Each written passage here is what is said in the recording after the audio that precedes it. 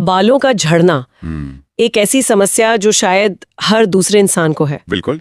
और इसका हल ढूंढने जाओ तो इंटरनेट पे मतलब सलाहों की बाढ़ आ जाती है। कोई कहता है ये तेल लगाओ, कोई वो शैम्पू। हाँ, और सबसे बड़ा कंफ्यूजन तब होता है जब आप डॉक्टर के पास जाते हैं, ब्लड टेस्ट करवाते हैं और रिपोर्ट आती है सब नॉर्मल है। एग्जैक्टली सब नॉर्मल है। यही आज की हमारी सबसे बड़ी पहेली है। अगर सब कुछ नॉर्मल है तो फिर बाल क्यों झड़ रहे हैं? वो कौन सा जरूरी टेस्ट है जो अक्सर नजरअंदाज कर दिया जाता है? हाँ, आज हम इन्हीं सवालों की तह तक जाएंगे और ये सारी जानकारी शरद मिश्रा द्वारा संकलित, शोधित और समीक्षित स्रोतों पर आधारित है, जो एक होलिस्टिक और metabolic health educator, lab diagnostic expert, diet nutritionist और कंसल्टेंट फार्मासिस्ट है। बिल्कुल। आज की बातचीत का मकसद सिर्फ सलाह देना नहीं है, बल्कि उस क्यों को समझना है। हम बालों की जड़ यानी हेयर फॉलिकल की बनावट से शुरू करेंगे। ठीक है। हम उन दो बड़े विलन को समझेंगे जो पर्दे के पीछे काम कर रहे हैं, डीएचटी और कैल्सिफिकेशन। ओके। और फिर हम उस एक अनदेखे हीरो विटामिन डी और उसके मास्टर स्विच की बात करेंगे जो शायद इस पूरी कहानी को पलट सकता है। चलिए तो फिर इसकी गहराई में उतरते हैं। सबसे पहले एक बेसिक सवाल से शुरू करते हैं। हम हमेशा हेयर फॉलिकल की बात सुनते हैं, ये असल में होता क्या है? क्या ये हमारे बाल का ही दूसरा नाम है? ये बहुत अच्छा सवाल है, क्योंकि ज्यादातर लोग यही गलती करते हैं। बाल यानी जो हिस्सा में दिखाई देता है वो असल में एक निर्जीव मतलब एक डेड प्रोटीन स्ट्रक्चर है। अच्छा। फॉलिकल वो चीज नहीं है। फॉलिकल स्किन के अंदर एक जिंदा थैली या एक कैविटी है जो उस बेजान बाल को पकड़कर रखती है, उसे पोषण देती है। अच्छा, तो असली जान फॉलिकल में है, बाल में नहीं। एग्जैक्टली। और उस फॉलिकल के भी बिल्कुल नीचे एक तरह का कंट्रोल सेंटर होता है जिसे डर्मल पपीला कहते हैं। डर्मल पपीला। हाँ, यहीं से तय होता है कि बाल कितना लंबा होगा, कब उगेगा और कब गिरेगा। ये बालों के विकास का समझिए हेडक्वार्टर है। हेडक्वार्टर, ये सही शब्द है। तो ये हेडक्वार्टर काम किसे करता है? मैंने सुना है बालों की उगने की कुछ स्टेजेस होती हैं। हाँ, मोटे तौर पर 3 स्टेजेस होती हैं। पहली और सबसे लंबी होती है ग्रोथ स्टेज, जिसे एनेजन कहते हैं। एनेजन। ये 2 से 7 साल तक चल सकती है और इसी में बाल बढ़ता है। 2 से 7 साल? जी। फिर आती है कुछ हफ्तों की ट्रांजिशन स्टेज या कैटाजन, जिसमें फॉलिकल सिकुड़ने लगता है और बाल अपनी पकड़ खोने लगता है। ओके। और आखिर में आती है रेस्टिंग स्टेज यानी टीलोजन। इसमें पुराना बाल गिर जाता है और फॉलिकल एक नया बाल उगाने की तैयारी शुरू कर देता है। तो फिर गड़बड़ कहाँ होती है? क्यों ये साइकिल बीच में ही टूट जाती है और बाल गिरने लगते हैं? गड़बड़ तब होती है जब कुछ विलन इस साइकिल में दखल देते हैं। सबसे पहला और सबसे बदनाम विलन है डीएचटी। डीएचटी यानी डाईहाइड्रोटेस्टोस्टेरोन। मैंने सुना है ये मेल पैटर्न बाल्डनेस का सबसे बड़ा कारण है। ये करता क्या है असल में? डीएचटी असल में टेस्टोस्टेरोन का ही एक बहुत पावरफुल रूप है। कुछ लोगों में जेनेटिक कारणों से ये ज्यादा बनने लगता है। ये डीएचटी सीधे हमारे हेयर फॉलिकल के हेडक्वार्टर यानी डर्मल पपीला पर हमला करता है और उसे सिकोड़ना शुरू कर देता है। अच्छा। नतीजा, फॉलिकल छोटा होता जाता है, बाल कमजोर, पतला और छोटा उगता है और एक समय के बाद उगना ही बंद कर देता है। ठीक है, तो डीएचटी फॉलिकल को सिकोड़ देता है, लेकिन क्या ये अकेली वजह है? क्योंकि बहुत से लोगों में डीएचटी का इशू नहीं होता, फिर भी बाल बुरी तरह झड़ते हैं। क्या कोई और भी प्रोसेस है जो अंदर चल रहा होता है? बहुत सही पॉइंट। यहीं पर आता है हमारा दूसरा और ज्यादा छिपा हुआ विलन, कैल्सिफिकेशन। कैल्सिफिकेशन मतलब कैल्शियम का जमना? बिल्कुल। ये बालों में कैसे हो सकता है? जब हम कैल्सिफिकेशन कहते हैं तो हमारा मतलब है बालों की जड़ों के आसपास की जो मुलायम त्वचा है उसमें कैल्शियम का जमना। ओके। सोचिए, फॉलिकल तक खून पहुंचाने के लिए बहुत बारीक नसें होती हैं। जब इन नसों के चारों ओर कैल्शियम जमने लगता है तो वो इन नसों को दबा देता है, उन्हें ब्लॉक कर देता है। अरे, मतलब फॉलिकल तक ब्लड सप्लाई ही बंद हो जाती है? हाँ। उसे ऑक्सीजन और न्यूट्रिएंट्स मिलना बंद हो जाते हैं। वो तो धीरे धीरे भूखा मरने लगता है। बिल्कुल सही समझा आपने। फॉलिकल लिटरली स्टार्व करने लगता है और यही वजह है कि महंगे तेल या स्कैल्प की मालिश भी कई बार काम नहीं करती। सही बात है। आप ऊपर से कितनी भी कोशिश कर लें, अगर जड़ के अंदर तक खून ही नहीं पहुंच रहा तो बाल मरेगा ही। और यहीं से बात बहुत दिलचस्प हो जाती है। तो हमने 2 विलन देख लिए, डीएचटी और कैल्सिफिकेशन। अब आते हैं उस हीरो पर जिसका जिक्र हमारी शुरुआती पहेली में था। लोग आयरन, बायोटिन सब टेस्ट करवाते हैं, पर बालों के झड़ने से जुड़ी सबसे आम कमी विटामिन D3 की होती है। लेकिन जब टेस्ट करवाते हैं तो रिपोर्ट नॉर्मल आती है। ये चक्कर क्या है? ये इस पूरी कहानी का सबसे बड़ा ट्विस्ट है और इसका जवाब ये है कि विटामिन डी सिर्फ एक विटामिन है ही नहीं। क्या? ये असल में एक स्टेरॉइड हार्मोन है। एक हार्मोन? ये तो बहुत बड़ी बात है। इसका मतलब क्या हुआ? इसका मतलब ये है कि इसका काम सिर्फ हड्डियों तक सीमित नहीं है। ये हार्मोन हमारे शरीर के लगभग 10% जीन्स यानी करीब 2500 अलग-अलग जीन्स को ऑन या ऑफ करने का स्विच है। 2500 जीन्स? जी। बालों के विकास के लिए हमारे शरीर में कुछ बहुत जरूरी जीन्स होते हैं। अगर शरीर में विटामिन डी की सही मात्रा नहीं है तो ये जीन्स एक्टिवेट ही नहीं हो पाते। कौन से जीन्स हैं ये? क्या इनके कुछ खास नाम भी है? हाँ, बिल्कुल। एक बहुत जरूरी जीन है बीटा कैटेनिन। ये जीन बालों की ग्रोथ साइकिल को कंट्रोल करता है। अच्छा। उसे एक स्टेज से दूसरी स्टेज में ले जाता है। विटामिन डी की कमी में ये जीन ठीक से ऑन ही नहीं होता और बाल अपनी पूरी लंबाई तक पहुंच ही नहीं पाता। एक और बड़ा मजेदार जीन है जिसका नाम है sonic hedgehog gene. Sonic hedgehog, ये तो वीडियो गेम वाले कैरेक्टर का नाम है। मतलब विटामिन डी के बिना बालों का पूरा जेनेटिक सॉफ्टवेयर ही हैंग हो जाता है। आप बिल्कुल ऐसा कह सकते हैं। और इसका सबसे बड़ा सबूत यह है कि हेयर फॉलिकल में विटामिन डी को रिसीव करने वाले रिसेप्टर्स भारी मात्रा में पाए जाते हैं। रिसेप्टर मतलब वो ताला जिसमें विटामिन डी चाबी की तरह लगता है।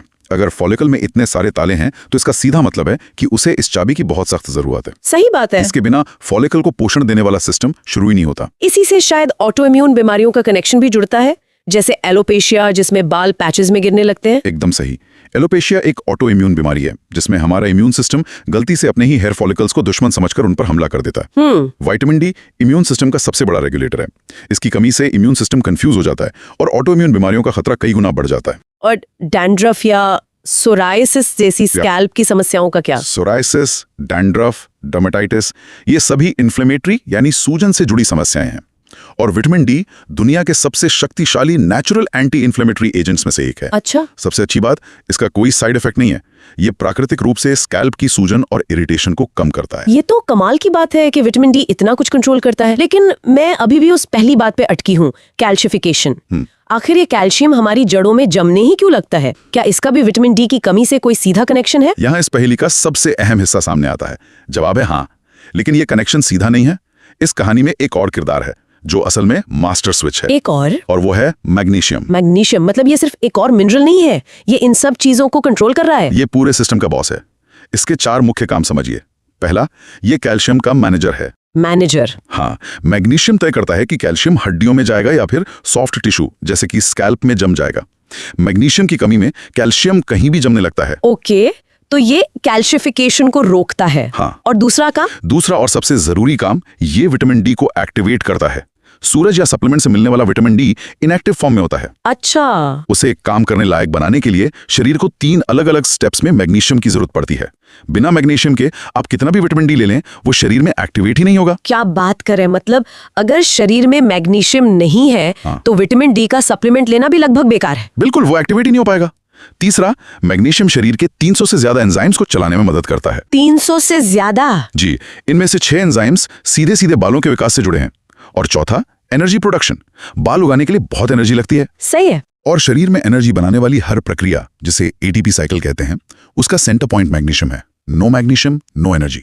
तो अगर मैग्नीशियम इतना जरूरी है तो डॉक्टर्स इसका टेस्ट क्यों नहीं कराते? ये तो बहुत बड़ा सवाल है। क्योंकि इसे रूटीन ब्लड टेस्ट से पकड़ना लगभग नामुमकिन है। क्यों? हमारे शरीर का सिर्फ 1% मैग्नीशियम खून में तैर रहा होता है। बाकी का 99% हमारी हड्डियों और सेल्स के अंदर बंद होता है। ओह। तो जब आप ब्लड टेस्ट करते हैं तो आपको सिर्फ उस 1% की अधूरी कहानी मिलती है। इससे यह पता ही नहीं चलता कि सेल्स के अंदर असल में कितनी कमी है। इसीलिए ये छिपी हुई कमी बनकर रह जाता है। तो इन सब का असल मतलब क्या निकलता है?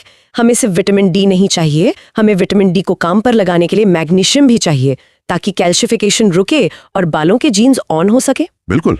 और यहाँ विटामिन डी के बारे में एक और गहरी बात समझनी होगी। हमारे शरीर में विटामिन डी के 2 सिस्टम काम करते हैं। 2 सिस्टम? एक सिस्टम है हड्डियों के लिए जो सारा कैल्शियम और ज्यादातर विटामिन डी सोख लेता है। दूसरा सिस्टम, जिसमें हमारे बाल, स्किन और इम्यून सिस्टम आते हैं, उसे बचे खुचे विटामिन डी पर गुजारा करना पड़ता है। और वो कितना होता है? ये खून में मौजूद विटामिन डी का सिर्फ 0.04% होता है। सिर्फ 0.04%? मतलब बालों तक तो धूल बराबर भी नहीं पहुंचता। लगभग नहीं। और एक और जरूरी बात, विटामिन डी का एक्टिव फॉर्म शरीर में सिर्फ 24 घंटे तक ही रहता है। बस 24 घंटे? हाँ, इसका मतलब है कि इसकी जरूरत रोजाना है। वो हफ्ते में 1 गोली खाने वाला कॉन्सेप्ट बालों के लिए काम नहीं करता। तो फिर सही ब्लड लेवल क्या होना चाहिए? वो नॉर्मल रेंज जो 30 ng/ml से शुरू होती है, वो काफी नहीं है? बिल्कुल नहीं। वो हड्डियों को बचाने के लिए काफी हो सकता है, लेकिन बालों, स्किन और इम्यून सिस्टम के लिए नहीं। ऑप्टिमल हेल्थ के लिए ब्लड टेस्ट में विटामिन डी का लेवल 70 से 100 नैनोग्राम प्रति मिलीलीटर या उससे भी ज्यादा होना चाहिए। 70 से 100? ये तो स्टैंडर्ड रेंज से बहुत ज्यादा है। इस लेवल तक पहुंचने के लिए क्या करना होगा? इसके लिए आपको रोजाना कम से कम 20,000 IUV विटामिन D3 का सप्लीमेंट लेना पड़ सकता है। 20,000 IU? एक मिनट रुकिए, ये तो बहुत ज्यादा लगता है। आमतौर पर तो डॉक्टर्स कुछ 1000 IU ही बताते हैं। क्या इतनी हाई डोज सुरक्षित है? लोग तो विटामिन डी टॉक्सिसिटी से डरते हैं। ये एक बहुत ही जायज सवाल है और ज्यादातर लोगों के मन में यही डर होता है, लेकिन इसे परिप्रेक्ष्य में देखते हैं। बताइए। अगर आप गर्मियों की तेज धूप में 40 मिनट बिना सनस्क्रीन के बैठते हैं तो आपका शरीर खुद ही लगभग 15,000 से 20,000 IU विटामिन डी बना लेता है। अच्छा। तो क्या धूप टॉक्सिक है? नहीं। विटामिन डी टॉक्सिसिटी तब होती है जब आप महीनों तक बहुत हाई डोज बिना उसके कोफैक्टर्स के लेते हैं। कोफैक्टर्स मतलब इसे अकेले नहीं लेना है। ये बहुत जरूरी बात है। हाँ, ये सबसे जरूरी नियम है। विटामिन D3 के साथ आपको उसके साथी पोषक तत्व भी लेने होंगे। जैसे कि सबसे पहले मैग्नीशियम, कम से कम 50 मिलीग्राम रोजाना। बेहतर है रात में लें क्योंकि ये नींद में भी मदद करता है। दूसरा विटामिन K2, जो ये सुनिश्चित करता है कि कैल्शियम हड्डियों में जाए, नसों में नहीं। और तीसरा जिंक। ये तीनों विटामिन डी के सही उपयोग के लिए बेहद जरूरी हैं। ये तो पूरी साइंस ही बदल गई। चलिए, अब जब हम सप्लीमेंट्स की बात कर ही रहे हैं तो जल्दी से कुछ और जरूरी न्यूट्रिएंट्स पर भी नजर डाल लेते हैं जो इस टीम का हिस्सा है। आपने जिंक का नाम लिया। हाँ, जिंक बालों की ग्रोथ और रिपेयर के लिए बहुत जरूरी है। ये DHT को कंट्रोल करने में भी मदद करता है। इसकी कमी से भी बाल रूखे और कमजोर हो जाते हैं। और आयरन? फिर आता है आयरन। यहाँ हमें सिर्फ हीमोग्लोबिन नहीं देखना बल्कि फेरिटिन का लेवल देखना है, जो आयरन का स्टोरेज फॉर्म है। बालों के अच्छे स्वास्थ्य के लिए फेरिटिन का लेवल 70 से ज्यादा होना चाहिए। महिलाओं में तो ये कमी आम है पीरियड्स की वजह से। पुरुषों में इसका क्या स्टेटस है? पुरुषों में कभी कभी उल्टा होता है। एक जेनेटिक कंडीशन होती है हेमोक्रोमेटोसिस, जिसमें आयरन शरीर में बहुत ज्यादा जमा हो जाता है लेकिन वो इस्तेमाल नहीं हो पाता। इससे भी आयरन की कमी जैसे लक्षण दिखते हैं। अच्छा। ऐसे में ब्लड डोनेट करना एक अच्छा उपाय हो सकता है। और vitamin B12? Vitamin B12 red blood cells बनाने के लिए चाहिए और यही सेल्स फॉलिकल्स तक ऑक्सीजन लेकर जाते हैं। ऑक्सीजन के बिना फॉलिकल जिंदा नहीं रह सकता। इसकी कमी शाकाहारी लोगों में बहुत आम है। आखिर में फैट्स का क्या रोल है, जैसे omega 3? Omega 3 fatty acids anti inflammatory होते हैं। अगर हमारी डाइट में रिफाइंड तेल मतलब ओमेगा 6 बहुत ज्यादा है और ओमेगा 3 कम है तो शरीर में सूजन बढ़ती है, जिससे स्कैल्प ड्राई और बाल बेजान हो सकते हैं। वाह! तो आज की इस पूरी बातचीत का सार यही है कि बालों का झड़ना सिर्फ ऊपर की नहीं बल्कि अंदर की एक गहरी समस्या है। बिल्कुल। इसका हल स्टैंडर्ड ब्लड टेस्ट की नॉर्मल रेंज से कहीं आगे है। असली वजह एक सिस्टम में छुपी है। ऑप्टिमल विटामिन डी लेवल, जिसे मैग्नीशियम का मास्टर स्विच एक्टिवेट करता है ताकि स्कैल्प में होने वाले कैल्सिफिकेशन से लड़ा जा सके और बालों के विकास के लिए सही जेनेटिक सॉफ्टवेयर को ऑन किया जा सके। अगर हम इसे एक बड़े पैमाने पर देखें तो मैं सुनने वालों के लिए एक सवाल छोड़ना चाहूंगा। जरूर। अगर मैग्नीशियम शरीर के सैकड़ों कामों, एनर्जी बनाने और विटामिन डी को एक्टिवेट करने के लिए इतना जरूरी है और इसका टेस्ट करना इतना मुश्किल है, तो हमारी सेहत से जुड़ी और कौन-कौन सी सामान्य समस्याएं जैसे कि थकान, खराब नींद या माइग्रेन इस एक छिपी हुई कमी के कारण हो सकती हैं? ये सोचने वाली बात है। उम्मीद है ये गहरी पड़ताल आप सबके काम आई होगी। इन जानकारियों को अमल में लाने से आपको कितनी मदद मिली, हमें नीचे कमेंट्स में जरूर बताएं। हाँ, जरूर बताएं। इस जानकारी को जरूरतमंद लोगों के साथ शेयर करें, लाइक करें और हमारे साथ जुड़े रहने के लिए सब्सक्राइब करना ना भूलें। धन्यवाद। और एक बार फिर याद दिला दें, ये पूरी चर्चा शरद मिश्रा द्वारा संकलित, शोधित और समीक्षित जानकारी पर आधारित थी। अगली बार फिर मिलेंगे एक नई गहरी पड़ताल के साथ।